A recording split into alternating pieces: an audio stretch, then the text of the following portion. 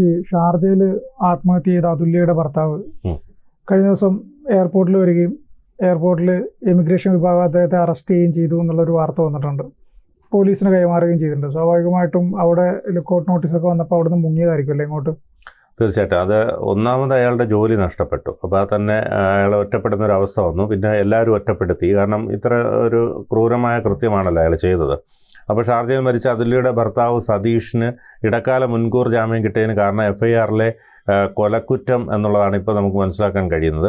കൊല്ലം sessions കോടതി ഇടക്കാല മുൻകൂർ ജാമ്യം അനുവദിച്ചിരുന്നതിനാൽ അറസ്റ്റ് ചെയ്ത സതീഷിനെ നടപടികൾ പൂർത്തിയാക്കി ജാമ്യത്തിൽ വിട്ടിരിക്കുകയാണ് ഇപ്പോൾ. അപ്പോൾ മുൻകൂർ ജാമ്യം കിട്ടിയ സാഹചര്യത്തിലാണ് സതീഷ് എത്തിയത്. മുൻകൂർ ജാമ്യക്കാരും പരമരഹസ്യമായി സൂക്ഷിച്ചു. ഈ ജാമ്യക്കാരും ആരോടും പറയാതെ, ഈ വരുന്നതും ആരോടും പറയാതെ സൂക്ഷിച്ചു. ഇത്തരമൊരു നീക്കങ്ങൾ മാധ്യമങ്ങൾ അറിയാതെ നോക്കിയതും തന്ത്രമായിരുന്നു. ഇതോടെ സാങ്കേതിക ഉയർത്തി താൽക്കാലിക ജാമ്യം നേടാൻ സതീഷിനായി. തുടർ നടപടികൾക്ക് ശേഷം സതീഷിനെ പോലീസ് വിട്ടയക്കും. അപ്പം കഴിഞ്ഞ ദിവസം പുലർച്ചെ ഷാർജയിൽ നിന്ന് തിരുവനന്തപുരം വിമാനത്താവളത്തിലെത്തിയപ്പോഴാണ് സതീഷിനെ പോലീസ് അറസ്റ്റ് ചെയ്തത്. ജോലി നഷ്ടമായതിനെ തുടർന്നാണ് സതീഷ് നാട്ടിലെത്തിയത്. കാരണം അന്ന് ഈ പ്രശ്നം നടന്നപ്പോൾ തന്നെ ജോലിയിൽ നിന്നും ഇയാളെ പിരിച്ചുവിട്ടുകൊണ്ടുള്ള ഓർഡർ വന്നിരുന്നു. പിന്നെ ഇയാൾക്കെതിരെ ലുക്കൗട്ട് നോട്ടീസൊക്കെ പുറപ്പെടുവിച്ചിരുന്നല്ലോ.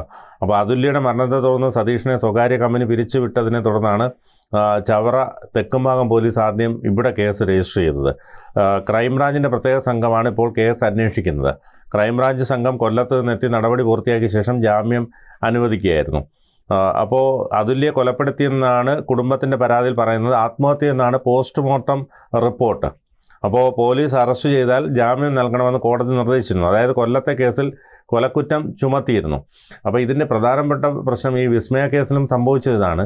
ഈ പ്രചോദനത്തെ തുടർന്ന് അല്ലെങ്കിൽ ഇത്തരത്തിലുള്ള പ്രശ്നത്തെ തുടർന്ന് ആത്മഹത്യ ചെയ്തതും ശരിക്കും പറഞ്ഞാൽ അത് കൊലക്കുറ്റമായി തന്നെ കണക്കാക്കേണ്ടതാണ്. ഇപ്പോൾ ഈ പറഞ്ഞ പോലെ കിരൺകുമാറിനൊക്കെ വെറും 10 വർഷത്തെ ശിക്ഷ മാത്രമാണ്. അത് കഴിയുമ്പോൾ അയാൾക്ക് സുഖമായിട്ട് ഇറങ്ങും. 28 വയസ്സോ മറ്റോ ഉള്ള 38 വയസ്സാകുമ്പോൾ അയാൾക്ക് പുറത്തിറങ്ങാൻ കഴിയും. അപ്പം അതിന് കാലോചിതമായ മാറ്റങ്ങൾ വരുത്തേണ്ടതുണ്ട്. കാരണം ഈ പെൺകുട്ടി അത്രയധികം ക്രൂരമായ പീഡനത്തിന് ഇരയായതിനു ശേഷമാണ് ഇത് ആത്മഹത്യ ചെയ്യുന്നത്. അപ്പോൾ അത് കൊലക്കുറ്റം തന്നെയാണ്. ഇയാൾ ക്രൂരമായി ആക്രമിക്കുന്നതൊക്കെ ദൃശ്യങ്ങൾ പുറത്തു വന്നിരുന്നു. അപ്പോൾ ഇക്കാര്യം കോടതിയിൽ അറിയിച്ചിട്ടുണ്ടെങ്കിൽ കൊലക്കുറ്റം നിൽക്കില്ലെന്ന വാദത്തിലാണ് മുൻകൂർ ജാമ്യം കിട്ടിയത്. അതായത് ഇപ്പോൾ കഴിഞ്ഞ വെള്ളിയാഴ്ചയാണ് കൊല്ലം കോടതി മുൻകൂർ ജാമ്യം നൽകിയത്. അതീവ രഹസ്യമായിട്ട് ഈ നീക്കങ്ങളൊക്കെ നടക്കുന്നത്. കോൺസുലേറ്റിലൂടെ അതുല്യയുടെ മരണ സർട്ടിഫിക്കറ്റ് നൽകി ഇതിൽ ആത്മഹത്യ എന്ന് വ്യക്തമായിരുന്നു. ആ സാഹചര്യത്തിൽ കൊലക്കുറ്റം നിൽക്കില്ലെന്ന് വാദിച്ചു. ഇതിനെ പ്രോസിക്യൂഷൻ എതിർത്തു. പക്ഷേ മതിയായ രേഖകളൊന്നും കിട്ടിയില്ല. ഷാർജയിലെ പോസ്റ്റ്മോർട്ടം റിപ്പോർട്ട് കിട്ടിയപ്പോൾ തന്നെ FIRൽ തിരുത്തലുകൾ വന്നിരുന്നുവെങ്കിൽ കാര്യങ്ങൾ മാറി മറിയുമായിരുന്നു. ആത്മഹത്യാ പ്രേരണയും സ്ത്രീധന നിരോധന നിയമത്തിലെ വകുപ്പുകളും മാത്രമായി കേസ് മാറിയിരുന്നുവെങ്കിൽ സതീഷിന് ജാമ്യം കിട്ടില്ലായിരുന്നു. തനിക്ക് ആരുമില്ലെന്ന് സതീഷ് പറഞ്ഞിരുന്നു. എന്നാൽ വിമാനത്താവളത്തിൽ സതീഷിനെ സ്വീകരിക്കാൻ അഭിഭാഷകനും ബന്ധുക്കളും എല്ലാം തന്നെ എത്തിയെന്നുള്ളതാണ് യാഥാർത്ഥ്യം.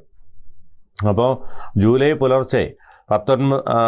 19 പുലർച്ചെയാണ് അതുല്യെ ഷാർജ റോളയിലെ ഫ്ലാറ്റിൽ ഫാനിൽ തൂങ്ങി മരിച്ച നിലയിൽ കണ്ടെത്തിയത്. മരണവുമായി ബന്ധപ്പെട്ട് ഭർത്താവ് കൊല്ലം ശാസ്താംകോട്ട സ്വദേശിയും ദുബായിൽ നിർമ്മാണ കമ്പനിയിൽ എഞ്ചിനീയറുമായ സതീഷിനെ ഷാർജ പോലീസ് കസ്റ്റഡിയിലെടുത്ത് ചോദ്യം ചെയ്തിരുന്നു. താൻ അതുല്യെ നിരന്തരം മാനസികമായി പീഡിപ്പിച്ചിരുന്നതായി സതീഷ് പിന്നീട് മാധ്യമങ്ങൾക്ക് മുന്നിൽ വെളിപ്പെടുത്തി. അതുല്യ മരിക്കുന്നതിന് മുമ്പ് തൊട്ട് അടുത്ത കെട്ടിടത്തിൽ താമസിക്കുന്ന സഹോദരി അഖിലയ്ക്ക് ഭർത്താവ് സതീഷിൽ നിന്നേറ്റ ശാരീരിക പീഡനത്തിൻ്റെ തെളിവായി ഫോട്ടോകളും വീഡിയോകളും അയച്ചു കൊടുത്തിരുന്നു. മദ്യപിച്ച് അതുല്യെ ഉപദ്രവിക്കുന്ന സതീഷാണ് ഈ വീഡിയോയിലുള്ളത്. അതിക്രൂര പീഡനമാണ് ഈ വീഡിയോയിലൂടെ പുറത്തു വന്നത്. ഷാർജയിൽ ആത്മഹത്യാ കേസില്ല, ആത്മഹത്യാ പീഡനത്തിനും കേസെടുക്കില്ല. ഈ സാഹചര്യത്തിലാണ് ഷാർജ പോലീസ് വെറുതെ വിട്ടത്. ഷാർജ പോലീസിൻ്റെ ഒരു നടപടിക്രമം ആത്മഹത്യയ്ക്ക് കേസ് എടുക്കില്ല. അതായത് ആത്മഹത്യ പ്രേരണയും ആണെങ്കിൽ പോലും കേസെടുക്കില്ല. പോസ്റ്റ്മോർട്ടത്തിൽ ആത്മഹത്യ എന്ന് കണ്ടു കഴിഞ്ഞാൽ പിന്നെ യാതൊരു വിധത്തിലുള്ള കേസുമില്ല.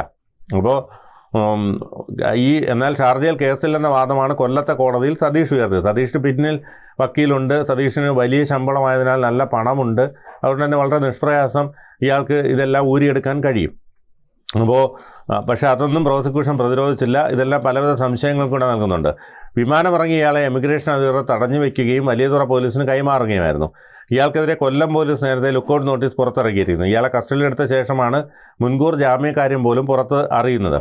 ജൂലൈ 19 ഈ രാവിലെയാണ് ഇത്തരത്തിൽ അതുല്യെ മരിച്ച നിലയിൽ കണ്ടെത്തിയത്.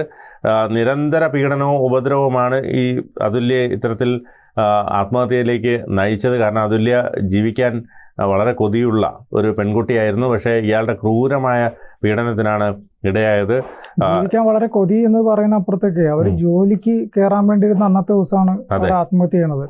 അതായത് ജോലിക്ക് പോകാൻ വേണ്ടിയിട്ട് വണ്ടിയെല്ലാം ഏർപ്പാടാക്കുന്നു, പുതിയ ഡ്രസ്സ് വാങ്ങിക്കുന്നു, ആ വിവരങ്ങളെല്ലാം വീട്ടിലും സുഹൃത്തുക്കളോടും വിളിച്ചറിയിക്കുന്നു, ഫോട്ടോ അയച്ചു കൊടുക്കുന്നു. ഇതെല്ലാം കഴിഞ്ഞതിന് ശേഷം അവർ ആത്മഹത്യയിലേക്ക് പോകുന്നുണ്ടെങ്കിൽ ആ ദിവസം നടന്നത് എന്ത് എന്നുള്ളത് കൂടി പരിശോധിക്കേണ്ടി വരും. കാരണം അത്രമാത്രം മാനസികമായിട്ടുള്ള ഒരു ബുദ്ധിമുട്ട് അവർക്ക് ഉണ്ടായിട്ടായിരിക്കില്ല അവരന്ന് ആത്മഹത്യ ചെയ്യുന്നുണ്ടാവുക. അല്ലെങ്കിൽ നാളെ ജോലിക്ക് പോകാൻ ഇത്ര സന്തോഷത്തോടെ നിൽക്കുന്ന ഒരാൾ എന്തിനും ആത്മഹത്യ ചെയ്യണം? ആ ചോദ്യം നിലനിൽക്കാം. അതിന് ഉത്തരം പറയേണ്ട ഇയാൾ തന്നെയാണ്. തീർച്ചയായിട്ടും. അപ്പോൾ ഈ പറഞ്ഞതുപോലെ ഈ അന്നേ ദിവസം അതിൻ്റെ തലേ ദിവസം വിളിച്ച് വീട്ടിലുള്ളവരുമായിട്ട് സന്തോഷം പങ്കുവയ്ക്കുന്നു, നാളെ മുതൽ പുതിയ ജോലിയിൽ പ്രവേശിക്കുകയാണെന്ന് പറയുന്നു. അതിനുശേഷം എന്തുകൊണ്ട് ഞാനൊരു ആത്മഹത്യയിലേക്ക് പോയി എന്ന് പറയുന്നു. പിന്നെ ഇയാൾ പറഞ്ഞതെല്ലാം പരസ്പര വിരുദ്ധമായിട്ടുള്ള കാര്യങ്ങളാണ്. അതായത് ഇയാൾ വന്നപ്പോൾ ഇവൾ തൂങ്ങി നിൽക്കുന്ന കണ്ടു, അങ്ങനെയൊക്കെ പല വിധത്തിലുള്ള സംശയങ്ങൾ വരുന്നു. പിന്നെ ഇത്രയും വലിയ കട്ടിൽ അവൾ എങ്ങനെ മാറ്റി എന്നൊക്കെയുള്ള ചോദ്യം അയാൾ ഉയർത്തുന്നുണ്ട്. അതോടൊപ്പം ഇത് മറ്റാരോ വന്ന് ചെയ്തതാണെന്നൊക്കെയുള്ള രീതിയിൽ ഇയാൾ കുറേ പോലീസുകാരെ കുഴയ്ക്കുന്ന വിധത്തിലുള്ള കാര്യങ്ങൾ ചെയ്യാൻ നോക്കി. പക്ഷേ അതൊന്നും ഫലം കണ്ടില്ല. ഇയാൾ ആത്മഹത്യാ ശ്രമം നടത്തിയെന്ന് പറയുന്നു, അത് കയറ് പൊട്ടി വീണെന്ന് പറയുന്നു. അങ്ങനെയൊക്കെ പല കാര്യങ്ങളും ഇയാൾ ഉയർത്തി നോക്കി. പിന്നെ പെട്ടെന്ന് എന്തായാലും ഷാർജ അവർ നടത്തിയൊരു നടപടി, പെട്ടെന്ന് ഇയാളുടെ ജോലിയിൽ നിന്ന് പിരിച്ചുവിട്ടുകൊണ്ടുള്ള ഓർഡർ വന്നു. അതോടുകൂടി ഇയാളുടെ ഏകദേശം ഉണ്ടായിരുന്ന ഇത്തരത്തിലുള്ള കള്ളത്തരങ്ങളൊക്കെ പൊളിഞ്ഞു തുടങ്ങി. പിന്നെ പക്ഷേ ഈ പറഞ്ഞതുപോലെ 2-2.5 ലക്ഷം രൂപയൊക്കെ ശമ്പളം വാങ്ങുന്ന ജോലിയാണ് ഇയാൾ ചെയ്തുകൊണ്ടിരിക്കുന്നത്. അതുകൊണ്ട് തന്നെ ഇയാൾക്ക് വലിയ സാമ്പത്തിക സ്ഥിതിയുണ്ട്. അപ്പോൾ അതുകൊണ്ട് ഈ കേസിന് ഏറ്റവും മികച്ച വക്കീലിനെ വയ്ക്കാനും ഈ തന്ത്രങ്ങളൊക്കെ പറഞ്ഞു കൊടുക്കാനും, കാരണം ഷാർജ പോലീസിൻ്റെ ഇതനുസരിച്ച് അവിടെ ആത്മഹത്യക്കോ ആത്മഹത്യ പ്രേരണയ്ക്കോ കേസില്ല. അപ്പോൾ അതുകൊണ്ട് തന്നെ അത് വെച്ചിട്ടാണ് ഇവിടെ വാദിച്ചത്. അപ്പോൾ അതുകൊണ്ട് ഇത്തരത്തിൽ പോസ്റ്റ്മോർട്ടം റിപ്പോർട്ടിൽ ആത്മഹത്യ ആയതുകൊണ്ട് തന്നെ ഇയാൾക്ക് അറസ്റ്റ് ചെയ്ത് അല്ലെങ്കിൽ മുൻകൂർ ജാമ്യം കിട്ടുന്ന സാഹചര്യം പോലും ഉണ്ടായി. അപ്പോൾ അതാരെ അറിയിക്കാതെ വളരെ രഹസ്യമായി മീഡിയ പോലും അറിയാതെ ഇയാൾ എത്തിയതാണ്. പക്ഷേ പോലീസ് അവിടെ വെച്ച് പിടികൂടുകയും അത്തരത്തിൽ നടപടിക്രമങ്ങളിലേക്ക് കടക്കുകയുമായിരുന്നു. അപ്പോൾ അതുകൊണ്ട് സംശയം, ഇവിടെ ഒരു കേസിൽ ഒരു മുൻകൂർ ജാമ്യം കൊടുക്കുമ്പോൾ ഓൾറെഡി കേസുള്ളതല്ലേ, പ്രോസിക്യൂഷൻ്റെ അടുത്ത് ചോദിക്കില്ലേ കോടതി ജാമ്യം കൊടുക്കണോ വേണ്ടോ എന്നുള്ളത്? അല്ല, അവിടെ കേസില്ല. അവിടെ അല്ല, ഇവിടുന്നല്ലേ മുൻകൂർ ജാമ്യം എടുത്തത്. ഇവിടുത്തെ കേസിൽ മുൻകൂർ ജാമ്യം എടുക്കുമ്പോൾ സ്വാഭാവികമായിട്ട് പ്രോസിക്യൂഷൻ്റെ അടുത്ത് ചോദിക്കില്ലേ കോടതി ഇങ്ങനെ ഒരു കേസിൽ ഒരാൾ മുൻകൂർ ജാമ്യത്തിന് വന്നിട്ടുണ്ട്, കൊടുക്കണോ വേണ്ടോ എന്നുള്ളത്? അപ്പോൾ ഒരു പോലീസുകാർ അറിഞ്ഞിട്ടില്ലേ ഇയാൾക്ക് ജാമ്യം കിട്ടിയത്? അതിലെന്തോ ഒരു എന്താണെന്നുള്ള അതിന്റെ നിയമവശങ്ങൾ പരിശോധിക്കേണ്ടതുണ്ട്. കാരണം ഈ പറഞ്ഞതുപോലെ ഷാർജയിൽ കേസില്ലെന്നുള്ള വാദമാണ് ഇവിടെ ഉയർത്തി. അതിന് പ്രോസിക്യൂഷൻ എതിർത്തതുമില്ല എന്നാണ് പറയുന്നത്. സ്വാഭാവികമായും ഷാർജയിൽ കേസില്ല. ഷാർജയിലെ നിയമവ്യവസ്ഥ ചിലപ്പോൾ അങ്ങനെ ആയിരിക്കാം. ആത്മഹത്യാ പ്രേരണ കുറ്റം എന്ന് പറഞ്ഞ ഒരു ഇവിടെയും ആത്മഹത്യാ പ്രേരണ കുറ്റം ചുമത്തി എടുത്തു കഴിഞ്ഞാൽ അതിൽ ഇന്ന് വരെ ആരും ശിക്ഷിച്ചിട്ടൊന്നുമില്ല.